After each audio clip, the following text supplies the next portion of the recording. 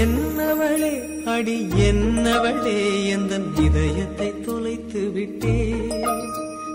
எந்த இடம் அது தொலைந்த இடம், அந்த இடத்தையும் மறந்து விட்டே. உந்தன் கால் கொலுசில் அது தொலைந்ததென்று உந்தன் காலடி தேடி வந்தே. காதல் என்றால் பெரும் அவஸ்தை என்று உன்னை கண்டதும் கண்டு கொண்டே. எந்தன் கழுத்து வரை இன்று காதல் வந்து இரு கண் விழி பிதுங்கி நின்றே. என்னவளே அடி என்னவளே எந்தன் இதயத்தை தொலைத்து விட்டே.